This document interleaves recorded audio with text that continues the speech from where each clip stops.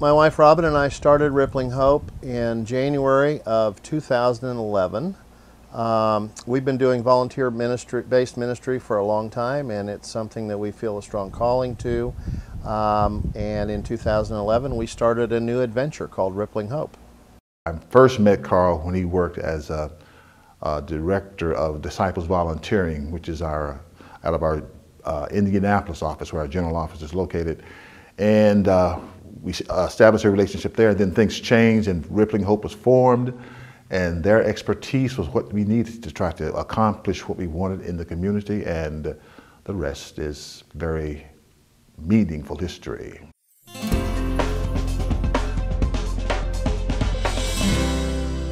I don't think that Detroit, being good, bad, or otherwise, had anything to do with our decision to come here.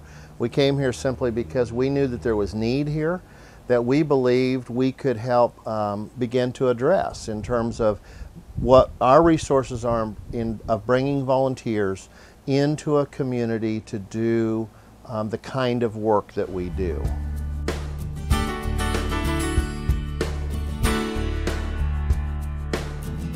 I've had a mission since I've been elected to build block clubs throughout our district, strengthen block clubs within the district, so that individuals understand that it's strength in numbers.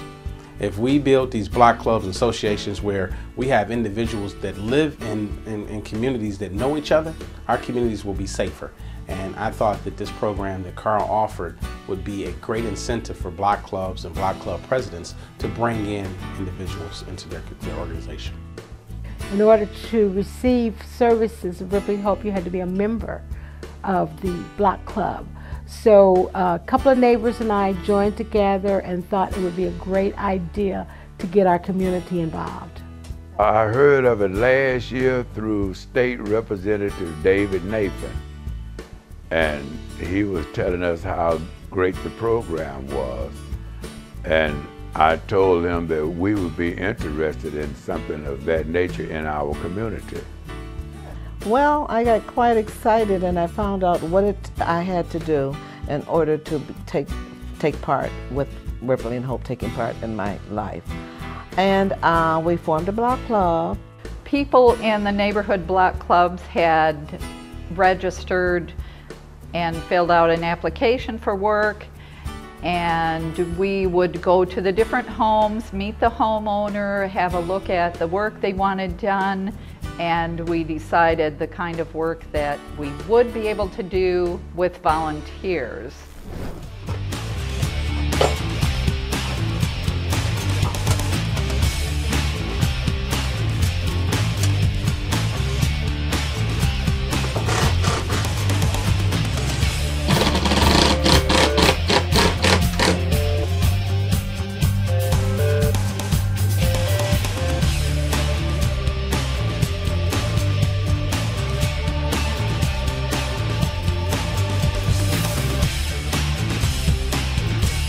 We do an awful lot of work and serving people with very little amount of overhead and staffing. And so our staff is my wife and I'm the director, my wife is the administrator of Rippling Hope.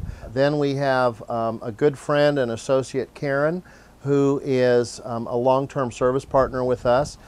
I've worked with Carl and Robin for a number of years, and they have the same core values that I do. They have the same feeling about what we should be doing in this world, why we're put on earth. It just makes you feel so good. I mean, it sounds selfish, but I do it because people are so grateful, and it's more payment than you can possibly get money-wise. Well, when the volunteers was here, it was really good to see, especially the youth that came with them, and which they seemed to really enjoy what they were doing. They participated to the point where they enjoyed it, and at the same time they was learning a skill, which I thought was really nice. I've had a phenomenal response from homeowners that have had work done through the Rippling Hope program. We've had people getting little things done, such as caulking around their windows, that were just excited about it because they didn't they couldn't get it done. They didn't have either the resources to get it done, or they didn't know who to call to get it done, and they couldn't do it for themselves. So for these young people to come in and do this little work for them, they thought that that was a great thing, and they were really excited about it.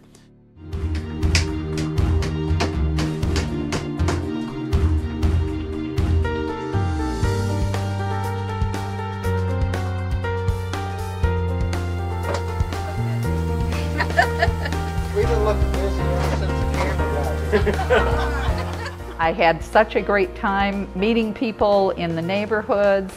I don't spend a lot of time in Detroit, but when I had the opportunity to come down and help out, I said okay, and got to go around and meet the different people, the homeowners who requested work, and it was a joy to meet them all.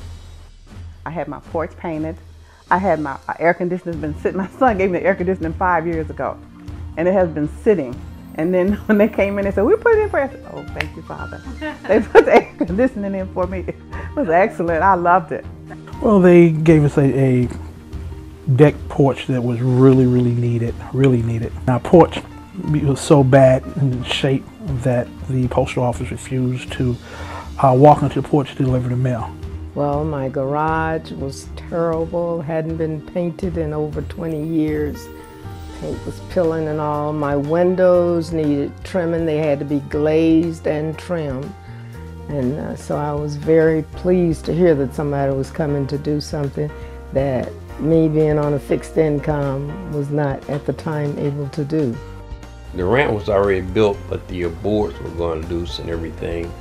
So we had to replace take up the old boards and put new boards down and make it even more even. Now it's a smoother ride for my daughter to come in and out. Yeah.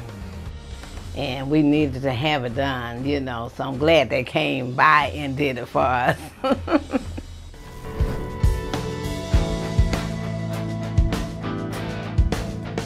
First of all, it was greatly needed.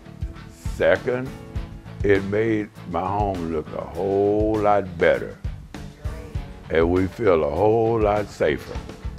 It impacted my life because it showed that an organization is willing to step out, and a lot of people will tell you that they will do this, do that, but Ripley showed action in which to come out into the neighborhoods to improve the neighborhoods, and to me that makes a big difference.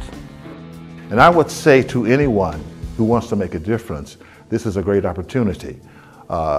I've heard of people going to do volunteer work. They get there, they spend half the day waiting for people to get organized. And that's the blessing of Rippling Hope. When you get here at 8:30, everything is organized, everything is in place, and your time won't be wasted. Most of them will have a wonderful week because they will meet people that they've probably got a preconceived notion about, and they're going to find out they're probably wrong by the end of the week. The group that came from different states, cities, meeting different nationalities, all working together, it was just awesome. I mean, I'm thinking that if we could join together as a group across the world, it would be a better impact. The world would be better for everyone.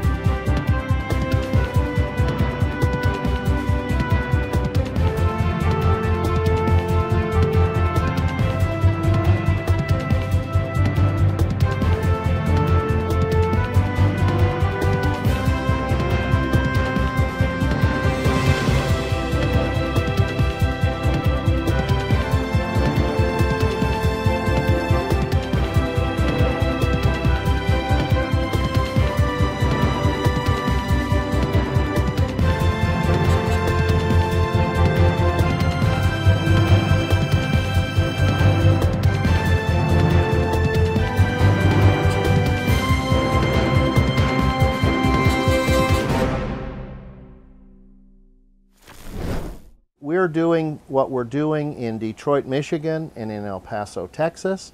We have 2 mission sites that we have designated as the 2 places we choose to work.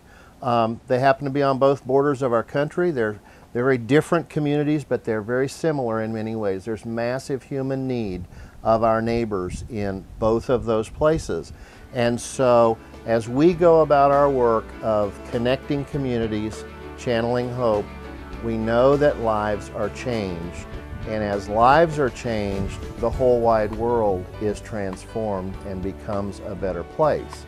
And so my invitation to everybody is to take the chance and take the risk and come to El Paso or come to Detroit and work with us and be part of this life-changing experience.